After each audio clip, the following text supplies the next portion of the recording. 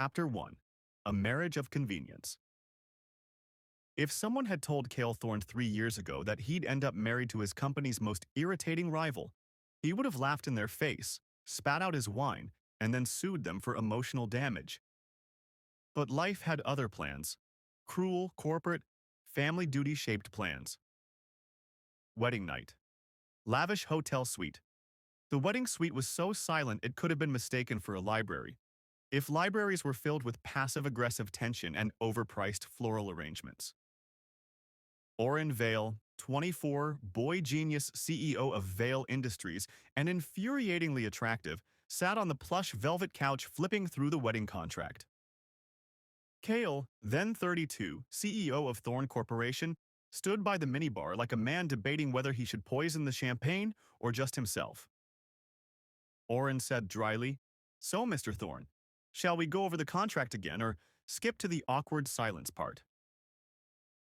Kael replied without missing a beat. "I was hoping you'd choke on your wine and leave me widowed before the first night, but alas, here we are." "How romantic," Auren drawled, smirking.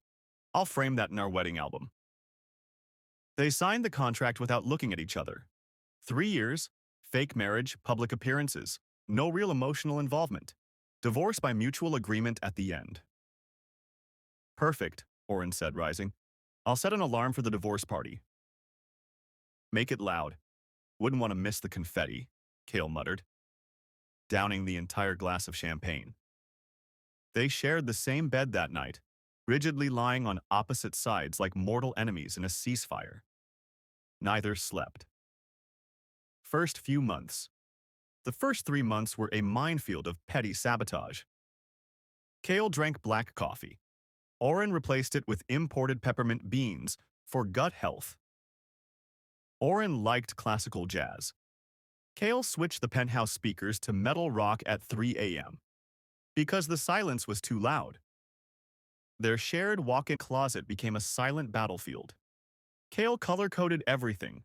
Auren hung a neon green hoodie right in the middle like an act of war. 6 months later. Morning routine. Kael yelled from the kitchen, "Did you drink the last of my oat milk again?" Auren, lounging on the counter with toast in his mouth, replied, "It expired. I was protecting you. You're welcome." "You replaced it with chocolate syrup." "You're welcome again." Despite their petty fights, there were glimmers of domesticity. Kael noticed that Auren always left the bathroom light on for him if he worked late. Auren learned Kael hated cold sheets and started switching on the bed warmer an hour before bedtime.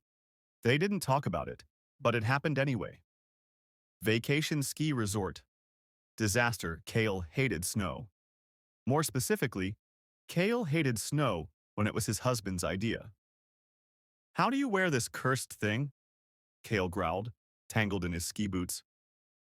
Auren laughed, actually laughed. "You're wearing them backwards. Stop walking like a newborn giraffe." "I have a degree from Yale," Kael grumbled. "Good for you. Maybe next time try YouTube." They bickered their way up the ski slope, but Kael couldn't stop thinking about that laugh. It was deep, boyish, too charming. He refused to admit how warm it made him feel under 10 layers of thermal wear. 1 year mark.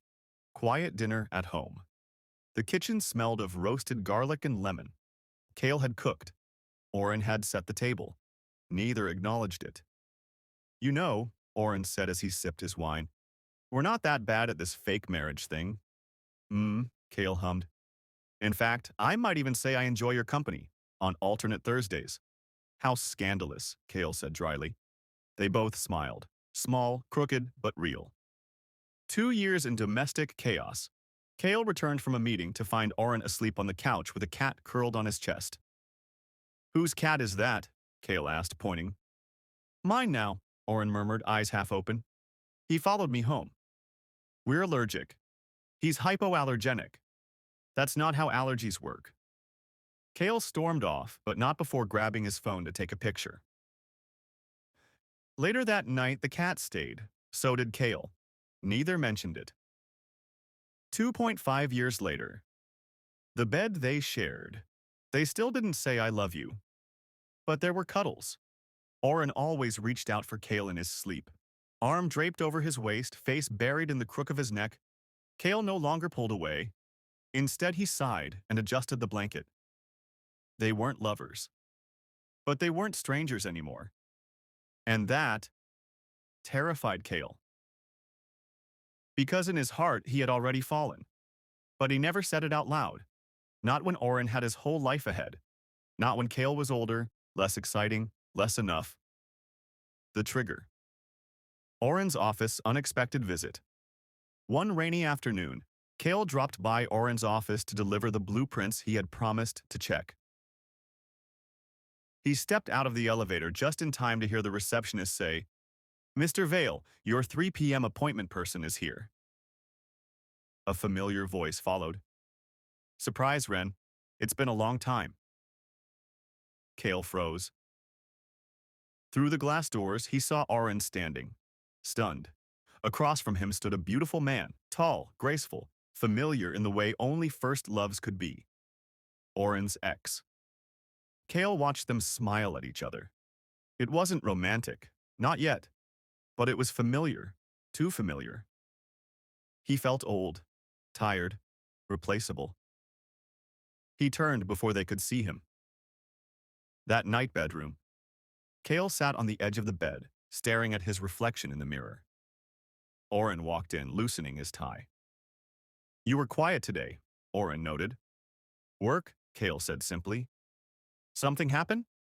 Auren stepped closer, concern in his voice. "No, nothing happened," Kael said, offering a smile. It didn't reach his eyes. Auren reached for Kael's hand. Their fingers touched. Kael didn't pull away. But in his mind, he was already planning something. Not yet, not now. But soon. Chapter 2. The Goodbye. Kael hadn't meant to spy. He'd only gone to Auren's office to drop off the files he'd worked all night on. He had barely slept, the deadline looming like a storm. He told himself he wasn't expecting anything from Auren. He wasn't hoping for a kiss, or a thank you, or anything. And yet, when the elevator doors opened, what he saw made his heart stop. Outside Auren's office, Auren stood across from a tall, elegant man, face soft with familiarity. His ex, the same one Kael had seen in a tabloid once, laughing with Auren on a yacht. Their silhouettes framed like a fairy tale. "You look good, Ren," the man said, reaching out to adjust Auren's tie with ease. Auren chuckled, distracted. "You haven't changed either." Kael stood frozen behind the glass, invisible, like he always feared he'd be. That smile on Auren's face. It wasn't how he smiled at Kael. It was lighter, unburdened. That was the smile of someone who belonged. Kael turned around, quietly, carefully, like the floor was made of glass and he couldn't afford to let it crack beneath his shoes. The penthouse.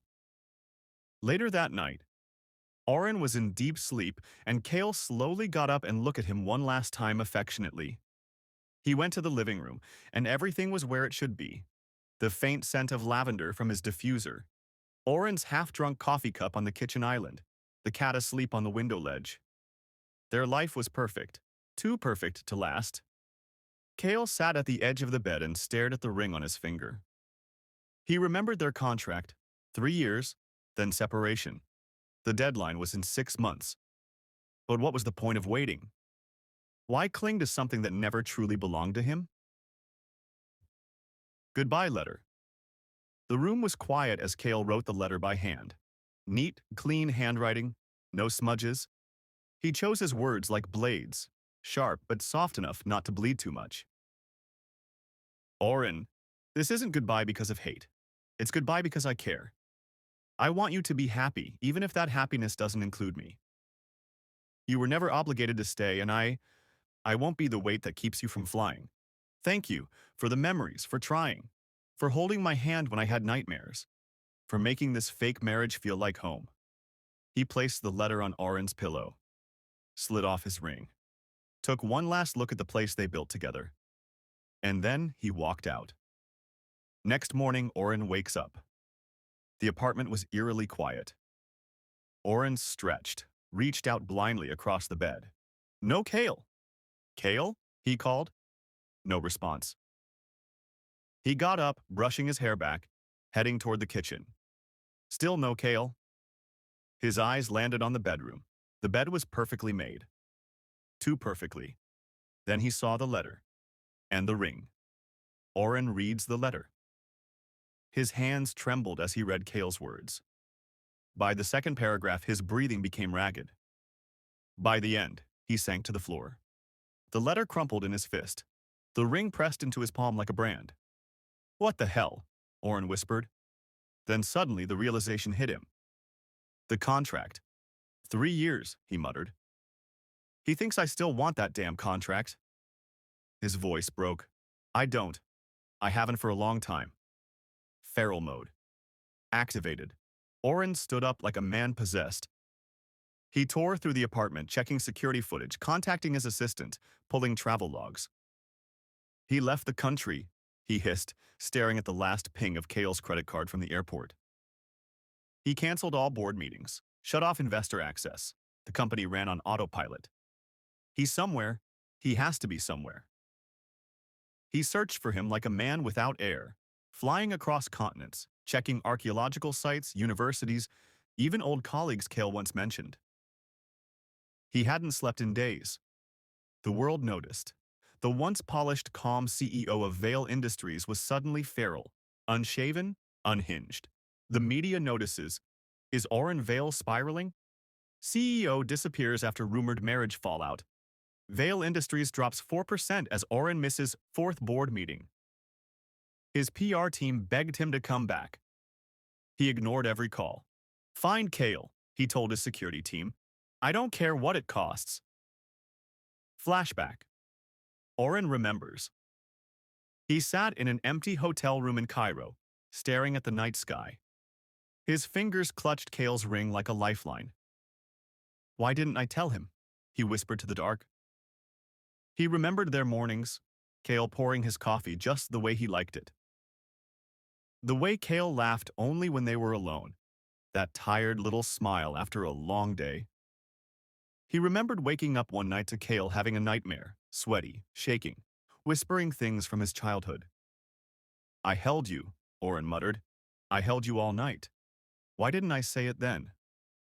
Chapter 3. Found you, my love. In a dim hotel bathroom. Cairo, 1 month ago. Water trickled from the sink tap.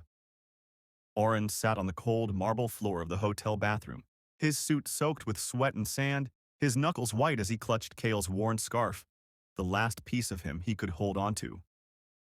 His head leaned against the wall, body trembling from sleepless nights and blind searching. His heart ached so violently it was a miracle he could still breathe. And then, finally, the dam broke. Auren whispered, broken, Come back, please. Come back to me. And he sobbed. A CEO, a billionaire, a genius. Now a man with no pride, no mask, just grief. 1 month later. Somewhere in northern Egypt, heat, sand, dust, bones. Kael Thorne stood under a faded tarp, brushing dirt from an ancient stone tablet, surrounded by a team of archaeologists. He was tanned from the sun, leaner than before, dressed in khakis and a loose shirt rolled to his elbows. His eyes glowed with focus. He was finally living his dream. No boardrooms, no contracts, no fake marriage. Just him and history. Until Kael. The shout pierced through the buzzing wind. Kael's brush froze midair, that voice, deep, familiar, aching. He turned. There, standing amidst the sandstorm was Auren Vale. Not the pristine CEO from headlines, but a shadow of him. Clothes torn, hair messy, covered in dust, face sunburnt, jaw trembling, eyes glowing faint gold. He looked like he hadn't slept in weeks, because he hadn't. And his eyes were locked on Kael like a dying man seeing water. Auren, Kael breathed, heart stopping. Auren stumbled forward, voice hoarse. You left me, he whispered. You just left. Why? Before Kael could speak, Auren reached him. And without a word, he leaned in, buried his face into Kael's neck and scented him violently, possessively. Right there, in front of the entire team. Mine, Auren growled. Mine. My mate. My Kael. His scent exploded, rich, dark, earthy, and addictive. A storm of Enigma pheromones flooded Kael's senses. Everyone gasped. Some backed away instinctively. Even Kael's alpha instincts shivered. Auren, not here, Kael hissed, breath hitching. But Auren didn't care. He gripped Kael's jaw, breath shaky. His eyes gleamed yellow, Enigma instincts in full control. Now you can't leave me. I'll never let you go again. That night, Kael's tent, desert camp. Kael paced, hands in his hair, still dazed. Why? Why are you here? Auren stepped in, quietly closing the tent flap behind him. His voice was low, raw. You left me. You were with your ex. I never touched him. Auren's voice cracked. I was waiting to introduce him as a business investor, that's all. You didn't even let me explain. I thought you'd be better off with someone who wasn't me. But I don't want someone else, Auren growled, stepping closer. I want you. I've always wanted you. But the contract? Screw the contract. I didn't know I'd fall in love with you when I signed it, but I did. Somewhere between our dumb breakfasts and you stealing my side of the bed every night, I fell for you. Auren? But Auren was trembling now, not from anger, but from need. I can't let you go. Not again, not ever. His hand reached for Kael's neck. Thumb gently brushed over his alpha scent gland. Kael froze. That's not meant to be marked, he whispered. It'll scar. Good, Auren whispered back. Let the whole world see it. Kael should have pushed him away, but he didn't. Clothes were shed in silence. The air was thick with sand and desperation. Auren pushed Kael onto the cot like he was afraid he'd vanish again. Their mouths met hungrily, desperately. Not just lust, longing. Years of unsaid words and withheld touches. You always smelled like storm after rain, Auren whispered against his collarbone. Like thunder and safety. I was addicted from the beginning. They'd made love before, many times in their marriage. But this was different. This time, Auren snapped. I can't take it anymore, he whispered, trembling. If you leave me again, I'll break. Suddenly, Auren bit down hard on Kael's alpha scent gland, marking him permanently. Kael cried out sharply, a deep, raw shout of pain. His alpha body not built for being marked like that. But Auren didn't stop. His Enigma instinct surged, unstoppable. You're mine, he growled against Kael's throat. Mine. Mine. And in the next moment he knotted him, fully making them soul-bound to each other. Kael arched under him, eyes wide, breath punched from his lungs. Auren, he gasped, body shaking from the sudden fullness, emotions the sting of the mark, the overwhelming bond crashing down on him like a tidal wave. Shh, Auren murmured, voice hoarse with emotion. Let me in. Let me soothe it. Auren's Enigma. Pheromones erupted, thick and heady, flooding the tent like a warm golden fog. It wrapped around Kael, wrapped inside him, smothering every tremble, every ache. His body, once rejecting the intrusion, now melted under the weight of it. The pain eased. The bond sealed. Kael collapsed into Auren's arms, panting. You marked me, he whispered, dazed. I had to, Auren whispered back. I couldn't take the thought of you vanishing again. He held Kael tighter, voice shaking. I know you're an alpha. I know your gland wasn't meant for this, but I had to claim you. I needed to keep you. And Kael, for the first time in a long time, didn't fight it. Because beneath the desperation, there was love. Real, terrifying, undeniable. They stayed together the entire night. Auren mated Kael over and over again, each time gentler, deeper, more devoted. By dawn, the mark was glowing faint gold, just like their bond. Afterglow. Early morning. They lay tangled together in the cot. Kael's throat bruised, his scent gland pulsing with heat. Auren's knot still inside him, keeping them fused. Auren buried his face in Kael's neck, voice barely audible. I came to bring you home. Kael, exhausted, whispered. I thought I didn't belong with you. Auren held him tighter. You're the only thing that's ever felt like home. Chapter 4. The Truth Comes Out. Morning. Kael's tent, desert camp. Golden sunlight filtered through the tent flap. The scent of earth and Auren still clung thick in the air. Kael lay awake in Auren's arms. His body still ached, his scent gland sore from the Enigma mark, and his lower back still sore from the nodding. But it wasn't the pain that kept him up. It was the silence. He marked me. He nodded me. So why now? Kael turned slowly in Auren's arms. The younger man looked peaceful for once, lips slightly parted, lashes long over his sun-darkened cheeks. So different from the composed CEO the world knew. So human. And yet, Kael nudged him awake gently. Auren. Auren stirred, eyes blinking open. Kael? His voice was rough, heavy with sleep. Kael sat up, pulling the blanket around himself. Why now? He asked. Why mark me? When you never did before? We were married for 2.5 years. We shared a bed. You never even nodded me once. And now, after I left, you suddenly mark me and tie me like it's the end of the world. Silence. Auren pushed himself up, eyes wide with guilt.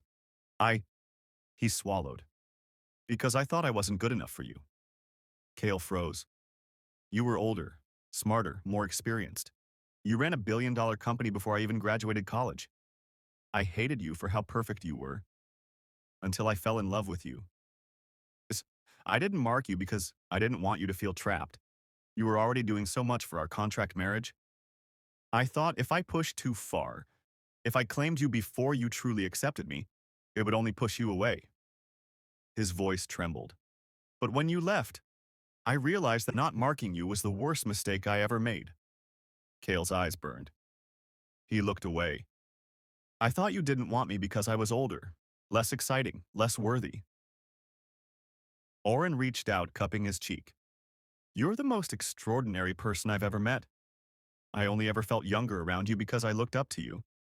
I loved you quietly, until I couldn't anymore. Emotional reconciliation. Inside the tent, Kael leaned into Auren's touch, voice cracking. So we were both fools.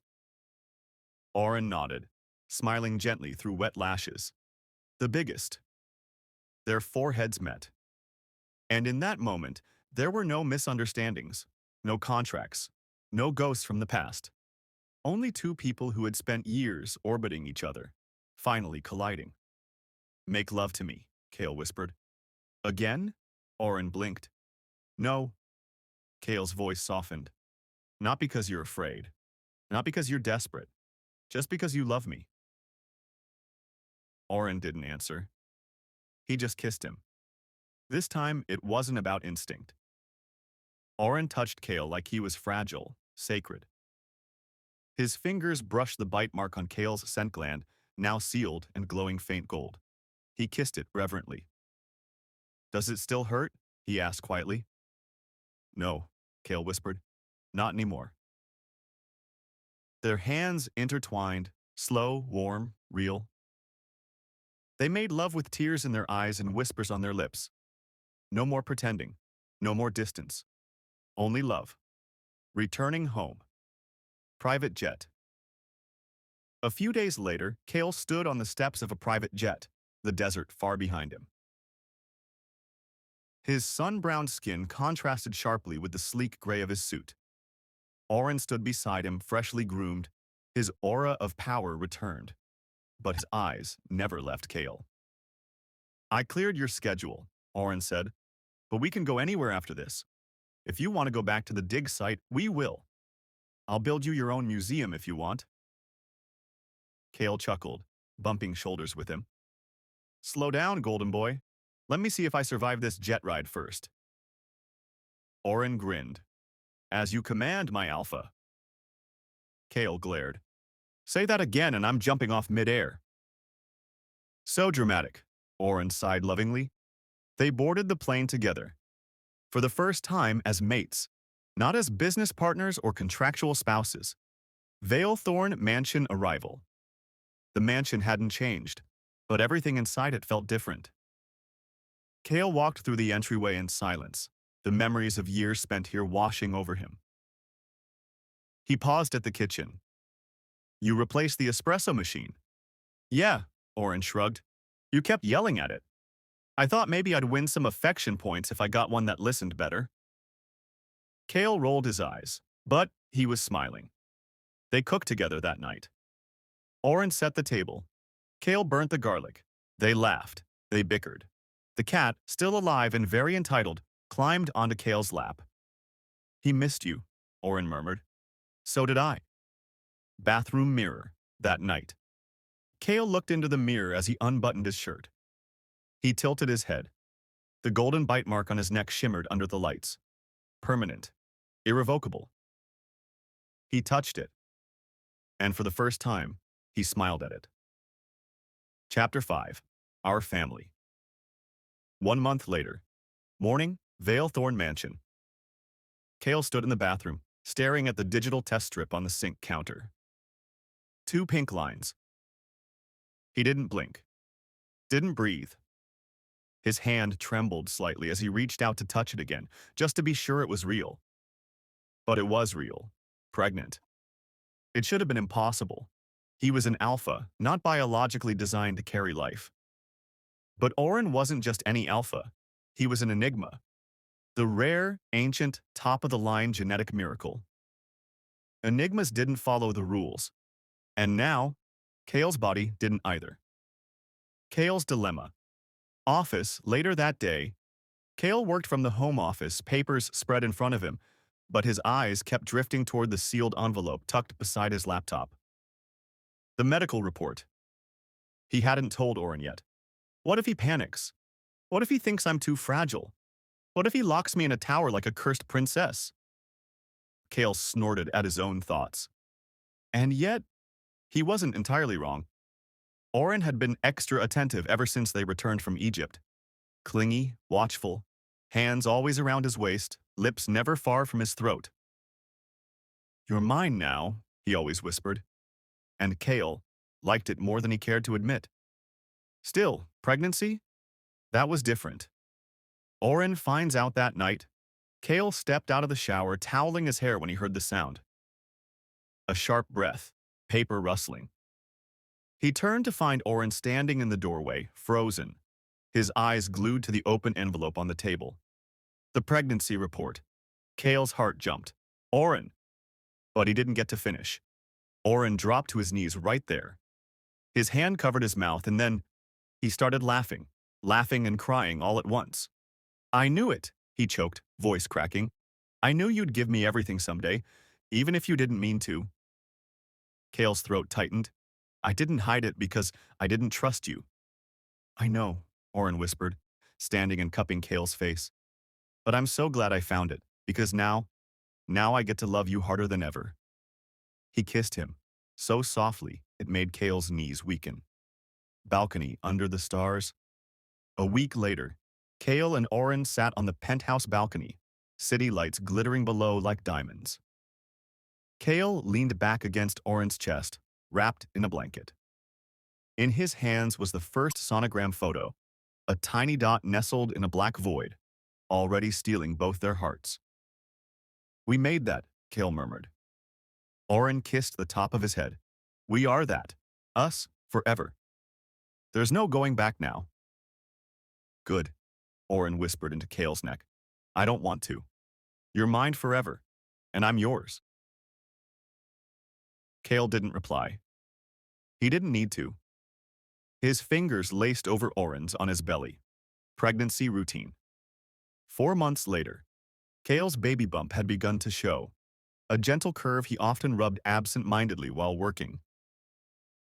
But working was difficult when your husband was an enigma-shaped shadow at your side 24/7. Kael sat at the boardroom table speaking confidently to a group of international clients. Auren stood behind him, arms crossed, eyes narrowed. Every time someone addressed Kael, Auren's eyes flicked to them, calculating, protective, almost threatening. Kael cleared his throat, annoyed. Ren. What? Stop glaring at the VP. He looked at your lips for too long. Kael groaned. I'm pregnant, not made of glass. You're mine, Auren corrected, which means everyone who looks at you wrong gets their career erased, including the VP. Kael sighed. You're obsessed. Obviously, Auren said without a hint of shame. And he wasn't joking. Domestic bliss. 6 months pregnant. Kael waddled into the kitchen at 2 a.m., craving cherry pie. Auren was already there, half asleep, shirtless, burning something in the oven. I smelled your craving from the bedroom, he mumbled. Kael blinked. Did you just bake pie in your sleep? Don't ask me how it turned out. He handed over a plate, brushing Kael's hair back as he kissed his temple. I'll do everything, Kael. Just don't ever leave me again. Kael held the warm plate and smiled, heart full. Where would I go now? Auren leaned down and whispered, lips barely grazing his marked gland. Exactly. 8 months pregnant. Kael was huge now. Round belly, glowing skin, radiant and powerful in a quiet, dignified way. Auren, meanwhile, had grown feral with devotion. He wouldn't let Kael walk alone, wouldn't let him attend solo meetings, and definitely wouldn't let any strangers within 5 feet of him. I'm going to need to breathe eventually, Kael teased one night. I'll build you a palace with purified oxygen, Auren said, dead serious, rubbing Kael's belly like it held the sun. And if I sneeze? Emergency protocol, hospital helicopter. Kael cackled. You're impossible. I'm yours, Auren growled. And Kael, tired, aching but full of warmth, leaned in and kissed him. Baby room, 1 week before due date. Kael stood in the baby's nursery. Soft lighting, ivory walls, tiny clothes already folded. Auren came up behind him, wrapping arms around his swollen middle. Our family, he whispered.